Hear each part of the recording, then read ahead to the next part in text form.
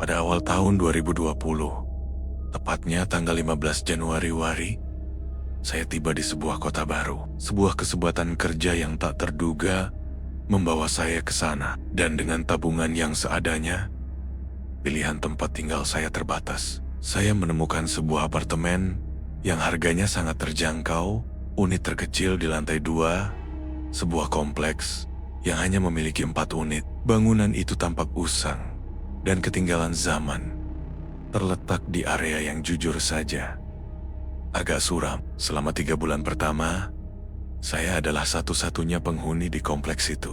3 unit lainnya kosong melompong, menciptakan rasa gelisah yang samar dalam diri saya. Namun, saya meyakinkan diri bahwa ini hanya sementara, sampai saya berhasil mengumpulkan cukup uang dari pekerjaan baru. Jadi, saya bertahan. Pekerjaan saya ternyata jauh lebih menekan dari yang saya bayangkan. Malam-malam yang panjang, lembur, dan lingkungan kerja yang kurang ideal membuat waktu saya di apartemen nyaris hanya untuk tidur. Suatu malam di awal April, saya pulang sekitar pukul 8 malam. Tubuh saya terasa begitu letih hingga nyaris tak sadar. Begitu masuk, saya melepaskan sepatu dan berjalan menuju kamar. Ketika sebuah ketukan keras tiba-tiba menggema di pintu unit saya. Saya terlonjak kaget, terbangun sepenuhnya oleh suara yang tak terduga itu. Tadi, saya tidak melihat siapapun di luar saat masuk. Saya terhuyung kembali ke pintu dan mengintip melalui lubang intip.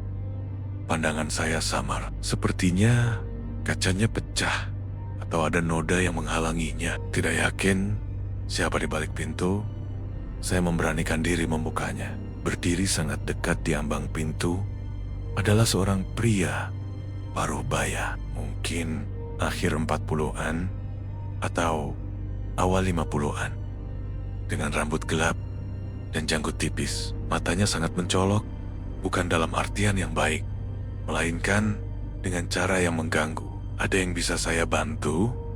tanya saya. Matanya sedikit melebar. Setelah jeda sesaat, dia bertanya, "Apakah saya tinggal di sini?" Pertanyaan itu terasa cukup aneh, tapi saya hanya menjawab, "Iya," tanpa terlalu memikirkannya. Dia menyeringai dan berkata bahwa dia baru saja pindah ke unit di sebelah saya dan hanya ingin memperkenalkan diri. Kemudian, dia melambaikan tangan dengan canggung saat berjalan menuju unit di sebelah saya dan masuk. Anehnya, dia tidak pernah benar-benar memperkenalkan diri, seperti menyebutkan namanya atau semacamnya. Saya hanya berpikir, dia adalah pria tua yang aneh. Tidak ada yang perlu dikhawatirkan. Kalau dipikir-pikir, justru lega mengetahui ada orang lain yang pindah ke gedung yang tadinya kosong ini. "Ada yang bisa saya bantu?" tanya saya. Matanya sedikit melebar. Setelah jeda sesaat, dia bertanya, "Apakah saya tinggal di sini?" Pertanyaan itu terasa cukup aneh, tapi saya hanya menjawab, "Iya," tanpa terlalu memikirkannya. Dia menyeringai dan berkata bahwa dia baru saja pindah ke unit di sebelah saya dan hanya ingin memperkenalkan diri. Kemudian, dia melambaikan tangan dengan canggung saat berjalan menuju unit di sebelah saya dan masuk. Anehnya, dia tidak pernah benar-benar memperkenalkan diri, seperti menyebutkan namanya atau semacamnya. Saya hanya berpikir, dia adalah pria tua yang aneh. Tidak ada yang perlu dikhawatirkan. Kalau dipikir-pikir, justru lega mengetahui ada orang lain yang pindah ke gedung yang tadinya kosong ini. Malam itu, saya makan malam dan langsung tidur lebih awal, karena esok hari akan menjadi hari kerja yang panjang lagi. Saya kembali ke apartemen sekitar waktu yang sama seperti sebelumnya, yaitu sekitar jam 8 malam. Kali ini, saat saya menaiki tangga luar menuju unit, saya melihat Gordon bergerak di jendela unit sebelah. Yang dikatakan pria tua itu sudah ia tempati. Cara Gordon itu bergoyang seolah-olah dia sedang mengintip ke arah saya. Saya bergegas ke pintu dan masuk ke dalam, merasa sedikit tidak nyaman. Saya mengatakan pada diri sendiri bahwa itu mungkin tidak ada apa-apa, dan untuk tidak terlalu memikirkannya. Namun, lagi-lagi, saya baru berada di dalam sekitar 30 detik Sebelum ada ketukan di pintu, saya kembali ke pintu. Dan secara otomatis, saya mengintip lubang intip lagi. Hanya untuk diingatkan bahwa saya tidak bisa melihat apapun. Jadi, saya membuka pintu. Sudah menduga siapa itu. Itu pria yang sama. Tampak persis seperti tadi malam. Ada yang Anda butuhkan? Saya sedang sedikit terburu-buru sekarang, kata saya. Berusaha sebisa mungkin untuk tidak terdengar tidak sopan. Tetapi saya benar-benar tidak ingin berbicara dengan siapapun setelah hari kerja yang panjang. Namun, pria itu tidak terlalu bereaksi terhadap apa yang saya katakan. Apakah Anda tahu cara kerja termostat di unit-unit ini? Saya mungkin terlalu tua untuk memahaminya, katanya dengan sedikit tawa. Berharap ini adalah pertanyaan yang tidak berbahaya seperti yang terlihat. Saya menjelaskan cara kerjanya yang sangat sederhana. Maksud saya, benda-benda ini hanya memiliki beberapa tombol. Sulit untuk tidak memahaminya. Dia mengangguk dan tersenyum, tetapi kemudian bertanya, apakah saya bisa menunjukkannya? Karena dia pikir dia sudah mencoba apa yang baru saja saya katakan. Saya mengingatkannya bahwa saya sedang terburu-buru dan dia meminta maaf, tetapi sedikit pasif-agresif dan mendesak. Mengatakan itu hanya akan memakan waktu 30 detik dan dia benar-benar membutuhkan bantuan saya. Sebenarnya, saat itu adalah pertengahan musim dingin dan cukup dingin di luar. Jadi, jika dia benar-benar tidak bisa menyalakan termostatnya, saya akan merasa sangat tidak enak. Setelah beberapa saat, saya menyerah dan berkata, baiklah, saya kira saya hanya berpikir itu akan membuatnya meninggalkan saya sendirian. Dia menuntun saya menyusuri balkon ke unitnya. Pintunya sudah terbuka. Pria itu masuk, tetapi begitu saya melihat ke dalam, saya berhenti di ambang pintu. Unitnya kosong, tidak ada satupun perabot, atau bahkan kotak pindahan dimanapun, dan kotor dengan cat yang mengelupas dari dinding. Jelas hanya dengan melihatnya, bahwa tidak mungkin unit ini telah disewakan. Yang lebih aneh adalah bau busuk yang keluar dari ambang pintu. Pria itu menyadari keraguan saya dan menoleh ke belakang menatap saya. Ayo, mengapa Anda terdiam? Saya tidak yakin harus berkata apa. Mencoba memikirkan alasan untuk tidak masuk. Dia mengatakan kepada saya lagi untuk masuk, tetapi dengan cara yang paling mengganggu dan mengerikan. Ekspresinya berubah dari ramah menjadi tatapan gelap dan kecewa. Dia melangkah maju dengan agresif, dan saya dengan cepat berlari menjauh dari ambang pintu. Saya masuk ke unit saya dan mengunci pintu di belakang saya. Beberapa detik kemudian, pegangan pintu berbunyi. Sepertinya dia ingin mencoba membukanya. Saya mulai menelepon polisi. Pria itu berhenti sejenak dan saya merasa dia mungkin mendengarkan apa yang saya lakukan sebelum dia berseru. Dia menggunakan suara ramah, bertanya, ada apa? Dan bahwa dia hanya membutuhkan bantuan saya. Dia mengetuk pintu beberapa kali lagi, dan kemudian saya mendengar langkah kakinya menjauh, dan suasana hening sampai polisi tiba. Pria itu tidak ada di dekat gedung pada saat itu. Ternyata, saya benar, unit itu masih kosong. Dia telah membobol masuk dan tinggal di sana selama beberapa hari. Mungkin mengawasi saya untuk melihat kapan saya pergi dan pulang kerja setiap hari. Saya rasa tidak ada keraguan bahwa segalanya bisa menjadi jauh lebih buruk jika saya masuk ke unit itu bersamanya, atau jika saya membiarkan semuanya berlanjut lebih lama lagi. Saya tidak tahu apa yang dia rencanakan. Yang jelas, saya pindah dari sana secepat mungkin. Dulu, beberapa tahun yang lalu, saat aku masih tinggal bersama orang tua, mereka memutuskan untuk pindah rumah. Rumah baru ini jauh dari hiruk-pikuk kota. Bahkan pinggiran kota pun terasa jauh. Terpencil di tengah rimbunnya hutan, bangunan itu tampak seperti istana bagiku. Kami hanya bertiga yang tinggal di sana, tapi seringkali ada kerabat yang menginap. Kurasa itu alasan orang tuaku membeli rumah sebesar itu. Jauh melebihi kebutuhan kami. Minggu itu, kebetulan langka. Orang tuaku yang justru bepergian menemui keluarga. Bukan sebaliknya, mereka menawariku ikut. Tapi, aku tak mau melewatkan pelajaran di sekolah dan menumpuk tugas. Jadi, aku memutuskan tinggal di rumah, menjaganya. Aku segera menyadari satu hal di rumah baru ini. Aku tidak suka sendirian di dalamnya. Tempat itu terlalu besar, dengan koridor-koridor panjang dan kamar kosong yang terasa begitu aneh. Apalagi, rumah itu dibangun lebih dari seabad yang lalu, menambah kesan seramnya. Meskipun sudah cukup dewasa untuk mencoba mengabaikan kegelisahan itu, perasaan tak nyaman itu tak pernah benar-benar hilang. 2 hari pertama orang tuaku pergi, semuanya berjalan normal. Aku pergi sekolah, berkumpul dengan teman-teman, dan bersantai di rumah. Hari ketiga, aku melakukan rutinitas yang sama. Sekolah dan makan bareng teman-teman. Aku baru sampai di rumah sekitar pukul 6 atau 7 malam. Hari sudah gelap, dan aku merasa sangat lelah. Ingin segera berbaring di tempat tidur. Sepanjang malam, aku masuk ke dalam, meletakkan tas sekolah di dekat pintu, lalu naik ke lantai 2. Begitu aku melirik ke bawah lorong utama di lantai atas, aku langsung merasa ada yang aneh. Salah satu pintu kamar tamu terbuka. Aku tidak langsung berpikir ada sesuatu yang salah. Tapi hal itu membangkitkan kembali kegelisahan yang selalu kurasakan. Aku berjalan mendekat dan melihat ke dalam kamar tamu. Hanya ada tempat tidur dan beberapa perabot acak. Tapi selain itu, tidak ada apa-apa. Aku menutup pintu. Tapi perasaan tidak enak tetap menyelimutiku. Kamarku berada di ujung lorong ini. Jadi, aku melewati semua pintu ini berkali-kali setiap hari. Aku tidak mengerti mengapa aku baru menyadari pintu ini terbuka. Aku benci sekali ketika pintu dibiarkan terbuka di rumah sebesar ini.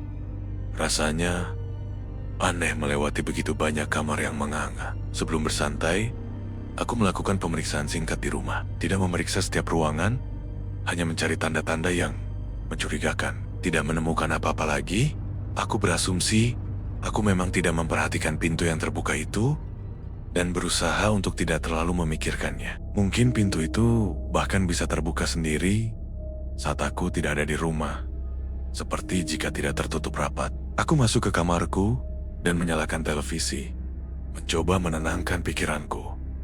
Sayangnya, itu tidak banyak membantu. Aku terus memikirkan fakta bahwa aku sendirian di rumah besar ini tanpa tahu apa yang terjadi di ruangan lain. Bukan berarti ada sesuatu yang sedang terjadi, tapi ketidakjelasan itulah yang membuat merinding. Sekitar 45 menit hingga 1 jam kemudian, aku mulai merasa lapar. Aku meninggalkan kamarku dan berjalan menyusuri lorong menuju lantai 1. Hal aneh lainnya tentang tinggal di rumah seperti ini adalah bahwa hampir tidak pernah semua lampu menyala. Jadi, aku terus-menerus berjalan melewati ruangan gelap dan bayangan. Ketika aku di dapur, aku merasa seperti melihat sesuatu di ruang keluarga yang jauh. Setiap kali aku mendongak, ruangan itu gelap dan tidak ada apa-apa. Aku pikir, aku mulai gila. Segalanya hanya mempengaruhi pikiranku. Dan aku benar-benar tidak ingin menyerah pada perasaan cemas yang kurasa tidak beralasan itu. Aku berkata pada diriku sendiri bahwa aku ketakutan tanpa alasan dan mengabaikannya. Aku selesai makan malam, lalu kembali ke kamarku. Tapi begitu sampai di lorong itu, aku langsung merasakan hawa dingin menjalari tubuhku. Pintu itu terbuka lagi. Aku membeku dan hanya menatap lorong gelap itu selama hampir 1 menit penuh. Aku tidak bisa memikirkan bagaimana ini bisa terjadi. Saat itu, aku benar-benar mempertimbangkan apakah tempat ini berhantu. Aku tidak pernah percaya hal-hal seperti itu. Tapi itu sebelum aku tinggal di rumah tua, berusia 100 tahun yang menyeramkan di tengah hutan. Aku diam-diam kembali ke kamar tamu, mendorong pintu lebih terbuka, dan melihat ke dalam. Tampak persis sama seperti sebelumnya. Aku masuk dan mencari tanda-tanda samar, seperti jejak sepatu kotor atau sesuatu yang telah dipindahkan.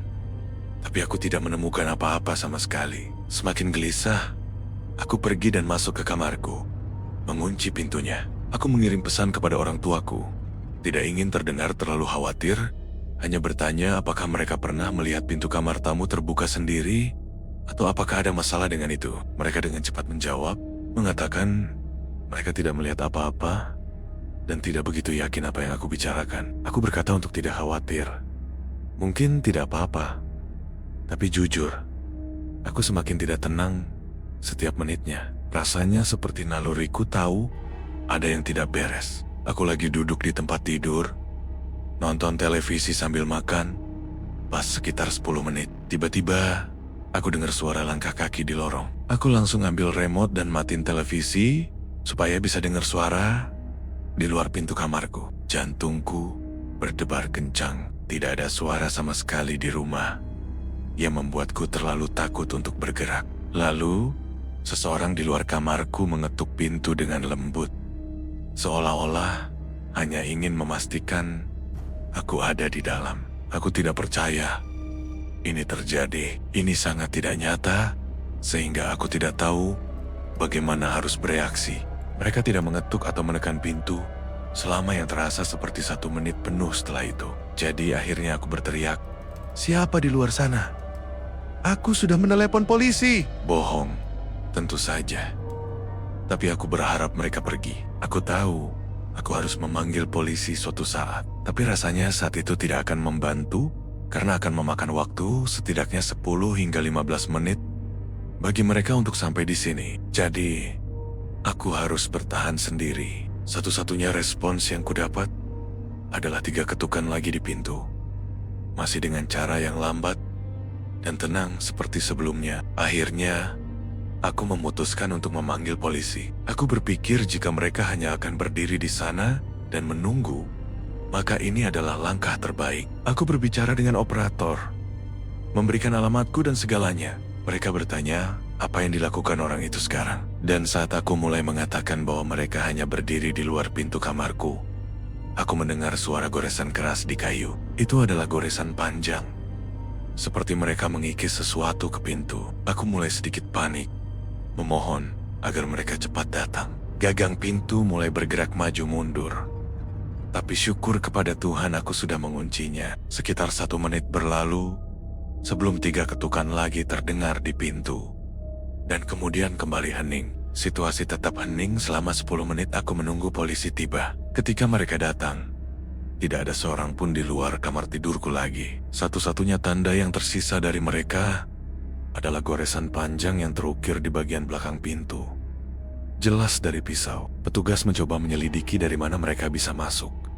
Tapi jujur saja, itu hampir tidak mungkin dengan banyaknya pintu masuk dan jendela di rumah itu. Selain itu, sebagian besar jendela memiliki mekanisme penguncian yang tua dan tidak dapat diandalkan. Pada akhirnya, tidak ada petunjuk atau apapun yang ditemukan. Orang tuaku segera pulang begitu mereka bisa. Meskipun tidak ada hal lain yang terjadi, aku tidak pernah merasa aman di rumah itu lagi. Setiap lorong gelap dan kamar kosong terasa semakin menyeramkan. Dan hutan di sekitar rumah itu terasa sangat mengganggu.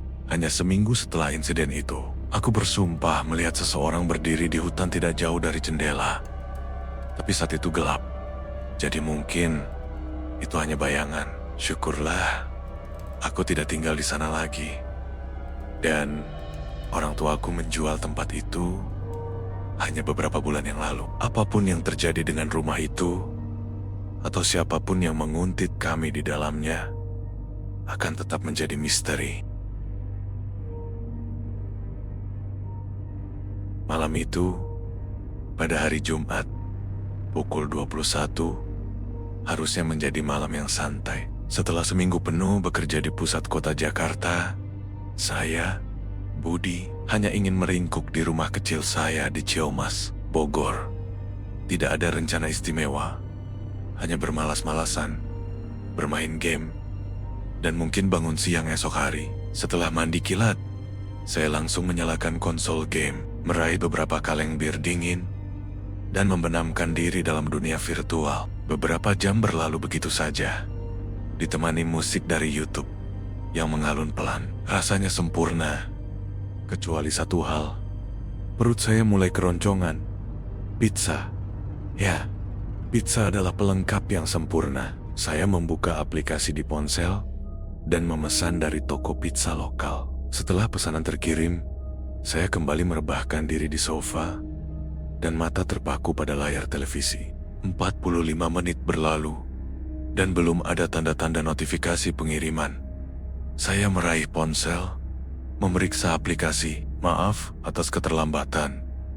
Pesanan Anda akan segera tiba. Pesan generik itu tidak terlalu saya pedulikan. Saya memang berencana begadang, tapi entah mengapa kelopak mata saya terasa semakin berat. Mungkin saya lebih lelah dari yang saya kira. Dalam 15 menit berikutnya, dengan suara video YouTube sebagai latar, saya perlahan terlelap. Pada jam 2:30 pagi, saya tersentak bangun oleh suara bel pintu yang berulang kali berbunyi.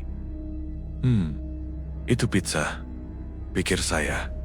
Langsung melonjak dari sofa. Saya tidak tahu berapa lama saya tertidur atau sudah berapa lama tukang pizza itu menunggu. Dengan langkah gontai dan kepala masih terasa berat karena sisa bir, saya bergegas membuka pintu. Seorang pria berdiri di teras. Maaf, semoga Anda tidak menunggu lama, ucap saya dengan suara serak.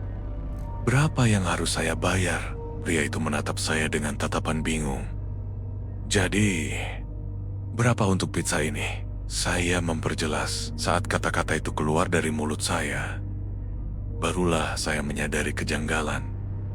Pria itu tidak memegang kotak pizza. Tidak ada seragam, hanya celana jeans gelap dan hoodie abu-abu yang menutupi kepalanya. Kedua tangannya tersembunyi di saku. Dia terdiam sesaat, keheningan yang terasa canggung dan panjang. Lalu, sebuah senyum tipis mengembang di bibirnya. Jangan khawatir, pizzanya masih dalam perjalanan. Dia berhenti bicara, hanya menatap saya.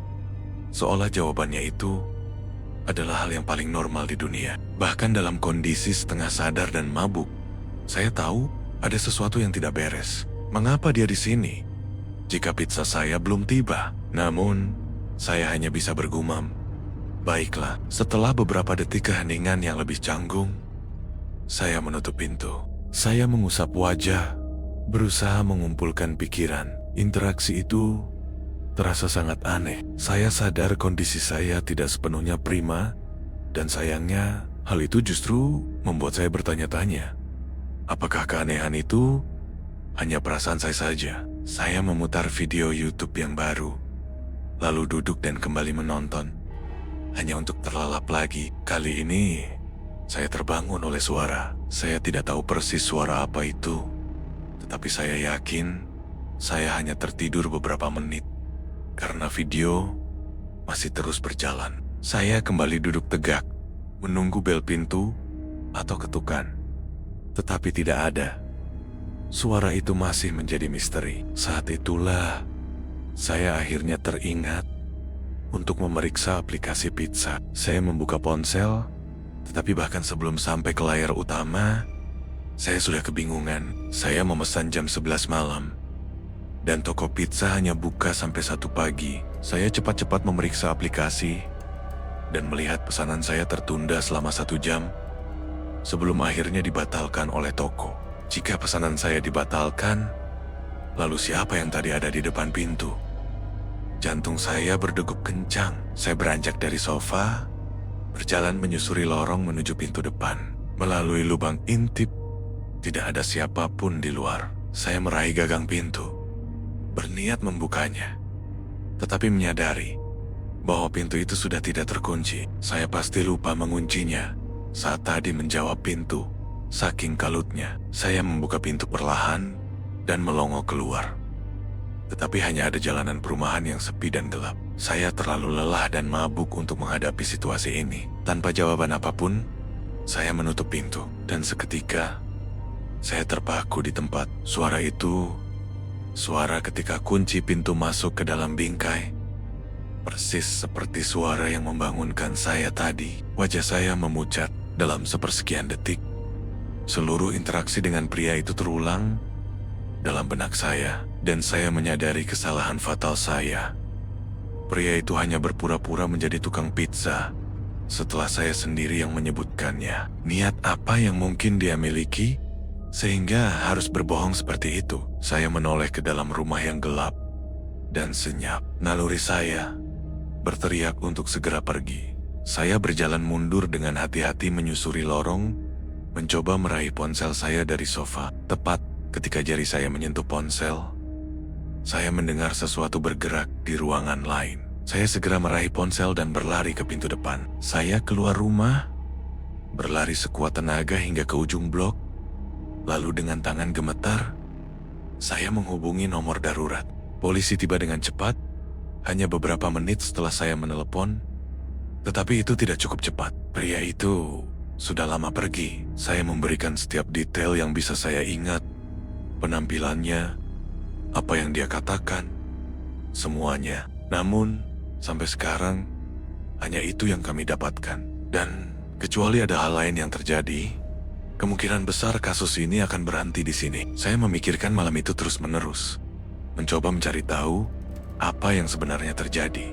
Tampaknya, pembatalan pesanan pizza hanyalah kebetulan yang sangat buruk. Pertanyaan terbesarnya adalah, mengapa pria asing ini berada di luar rumah saya? Membunyikan bel pintu pada jam 4 pagi. Apa niat awalnya? Dugaan saya adalah dia sedang mengintai rumah kosong atau target yang mudah untuk dirampok. Atau bahkan lebih buruk, ketika saya membuka pintu, dia mungkin menyadari bahwa saya mabuk, lelah, dan tidak sepenuhnya sadar. Jadi, dia berpikir bisa memanfaatkan situasi itu. Saya bahkan berani bertaruh. Dia menunggu di luar pintu dan mendengarkan apakah saya mengunci pintu atau tidak. Kemudian, dia hanya menunggu beberapa menit sampai saya kembali tertidur. Jika saja saya tidak terbangun atau tidak menyadari situasi mengerikan yang saya hadapi, malam itu bisa berakhir sangat berbeda dan kemungkinan besar tidak akan berakhir baik bagi saya.